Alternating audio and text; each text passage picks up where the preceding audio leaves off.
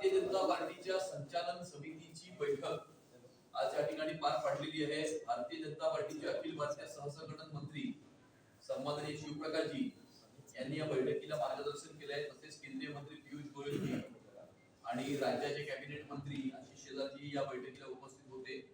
निवडणुकीच्या तयारीच्या दृष्टिकोनातून आम्ही काही डिपार्टमेंट्स काढले आहेत, काही खाती काढली आहेत, त्या खात्यांमध्ये कार्यकर्त्यांना असाइन केलेलं आहे।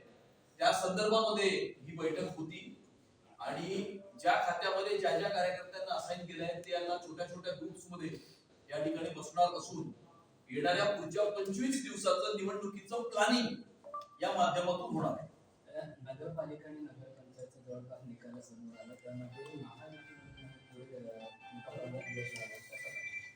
मला असं वाटतं की नगरपालिका आणि नगरपंचायतीचे नगर परिषदेचे निवडणुकीचे निकाल जे लागलेले आहेत आणि मोठ्या प्रमाणावरती महायुतीला जे यश या ठिकाणी प्राप्त झालेलं आहे, मला असं वाटतं की महाराष्ट्राच्या जनतेने महाविकास आघाडीला एक चपराक या माध्यमातून दिलेली आहे की या महाराष्ट्राच्या जनतेने जो महाराष्ट्राच्या विधानसभेच्या निवडणुकीमध्ये कौल दिला होता त्या कौलाचा अपमान जो महाविकास आघाडीने, काँग्रेस पार्टीने, राष्ट्रवादी काँग्रेस पार्टी, शरद पवार गट आणि उपाट्याने केला आणि या ठिकाणी वोट चोरी झाली, या ठिकाणी ईव्हीएम मध्ये घपला होता, अशा प्रकारचे आरोप जे त्यांनी केले त्या आरोपांना उत्तर या महाराष्ट्राच्या जनतेने दिलेलं आहे। आणि महाराष्ट्राच्या जनतेने यांना सांगितलंय की होय, आम्ही भारतीय जनता पार्टी आणि महायुतीला मतदान केलं होतं, होय आम्ही भारतीय जनता पार्टी आणि महायुतीला पुन्हा एकदा मतदान करतोय।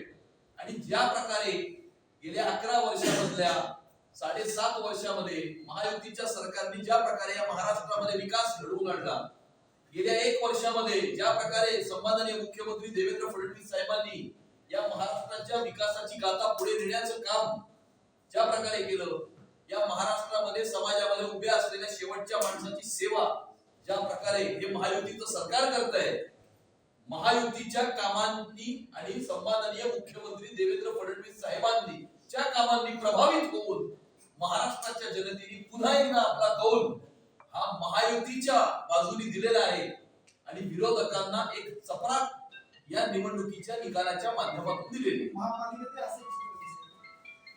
नगरपालिका आणि नगर परिषदेचे निकाल ये तो सिर्फ झांकी है आणि महापालिकांचा निकाल का पिक्चर अभी बाकी है। सुरेश तटकरे यांनी असं म्हटलेलं की महायुतीमध्ये लढायचं आहे आम्हाला पण महापालिकेत, तर त्यांना सोबत घेता आता जागा शेअरिंग कसं असेल? पहिलं त्यांनी हे नक्की करावं की त्यांचा नेता कोण। नवाब मलिक सोडून दुसरा कोणी त्यांचा नेता असेल तर त्यांच्याशी आम्ही जरूर चर्चा करू।